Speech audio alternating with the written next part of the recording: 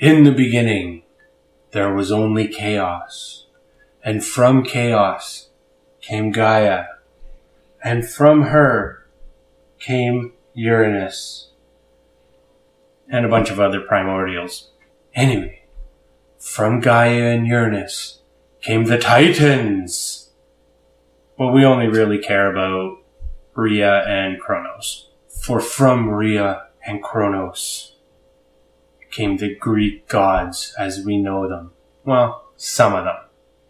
And that's where we're going to begin.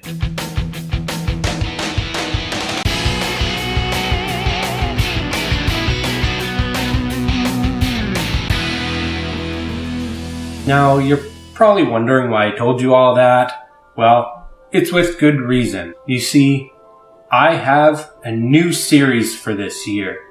I'm going to do a mead for the pantheon of the Greek gods. That's right. One mead for each of the Greek gods. The main ones from Olympus. Now, I know things get a little bit muddled with who the actual Olympians were. For example, Hestia gave up her seat for Dionysus when he made it to Olympus. But you know what? We'll do one for her anyways. Also, there's Hades, who's technically not an Olympian, but whatever. I'm not getting into that right now. I'll deal with that when I get to those meads later on in the year.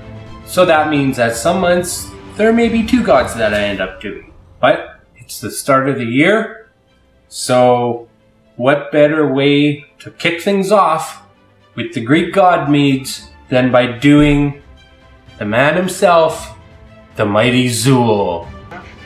There is no Dana, only Zeus. Nope, that's not right. The Mighty Zeus. To the Mighty Zeus!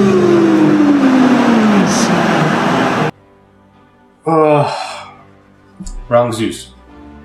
Let's try this again. The Mighty Zeus!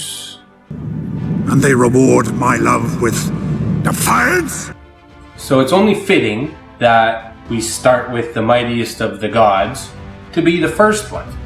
That's because since Zeus is the mightiest of the gods, we have to go high ABV on this one. Now, I had some help with this recipe.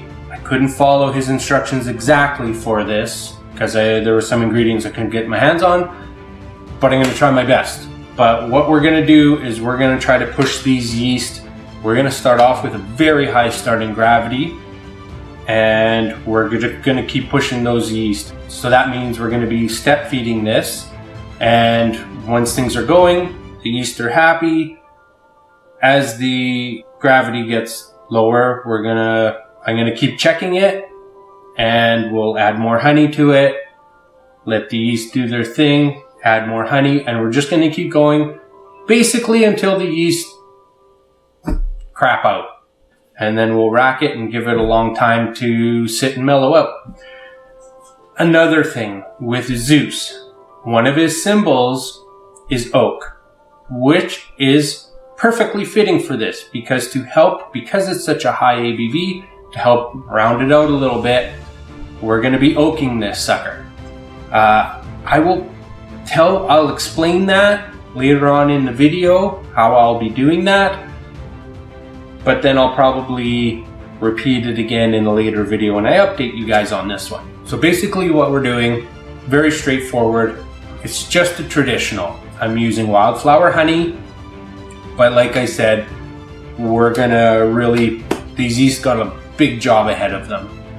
So to give them the best chance, I have them rehydrating with some GoFerm, and we will be using a nutrient schedule, which I again will explain later. But for now, let's get our honey mixed in. I know this is a traditional, so you could technically just do it in a carboy, and that'll be fine because there's no fruit or anything to pull out of it, so you can just do that or rack it into another one. I'm doing it in a bucket, mainly just because it'll be that much easier when I have to add my honey. Plus, this is a 2-gallon bucket, so it gives me space to work. So the bucket's the way to go until the yeast crap out and settles, and then I'll rack it into a carboy. So to start with, I want a starting gravity of around 1.150-ish. So I have 5 pounds already weighed out in this bucket. I'm now going to add a gallon of water, and I'm going to give that a very, very thorough, good mix. All right, so we hit our starting gravity of 1.150. So in this bucket, I have 5.5 pounds of Wildflower Honey and 1 gallon of water. That's it for right now. To this, I'll be adding my yeast, which, like I said, is rehydrating with GoFerm. And I used EC1118. Also to this, the nutrient schedule, we'll be adding 1 teaspoon of Ferm O, half a teaspoon Ferm K, and 1/4 teaspoon of Potassium Carbonate. And then that's all we're going to do with this. After that, well, I'm going to give it a really good mix. Then we're going to be adding our nutrients. I'm going to be adding another teaspoon of Ferm O on day 1, day 2, and day 4. There's a lot of work they got to do here, so I got to give them a lot of nutrients to help them work through it and not get too stressed out. Otherwise, all I'm going to do is just keep giving it a stir, making sure there's some air incorporated in there, and yeah, just leave it for a while.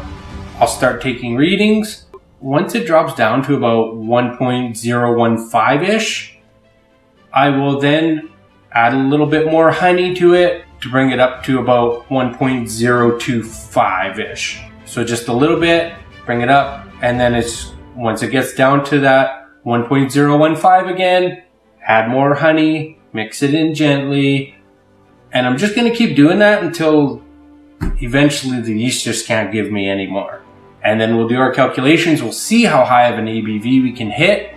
So quickly, I'm going to add my yeast, my nutrients, and give this one hell of a good mix. Be right back. Okay, everything's all mixed in, and just before I put the lid on, I just wanted to show, I don't know if you can see it with the way the light is, but this is why I did this in a 2-gallon bucket. I did use 1 full gallon of water and then all the honey, and with that much honey, it's sitting about right here already. And like I said, I have to add honey to it, step feed it every so often. So that's just gonna fill right up. So this bucket is perfect for this. So I'm just gonna slap a lid on. And as you all know, everything has already been sanitized in Star San. Make sure all your stuff is sanitized. I made especially sure because if you've been following along, I've just recently moved. So everything in that move, things get dirty. So install my airlock. Woo, that slid right in there. And there we go. Like I said, now I'm just gonna kind of let this sit for a bit. I'm going to give it a stir, a little shake every day just to keep everything moving, keep that yeast from settling at the bottom. And yeah, like I said, adding those nutrients when it's necessary. I'll be keeping very close notes of everything. I'll be doing a lot of gravity readings with this. And I know I said I would explain the oaking process I'm going to be using, but really, I'll just save that for another video down the road where I actually show you what I'm doing, because to just talk about it doesn't really show you guys anything. So we'll just leave that for another video. For now, that's all I have for you. Thank you for joining me today. I hope you enjoyed this video, and I hope you guys are super interested in these Greek god meads I'm going to be making, because I know I'm super excited about them. Well, that's it. So thank you for joining me. Have a great day. Happy brewing, and cheers.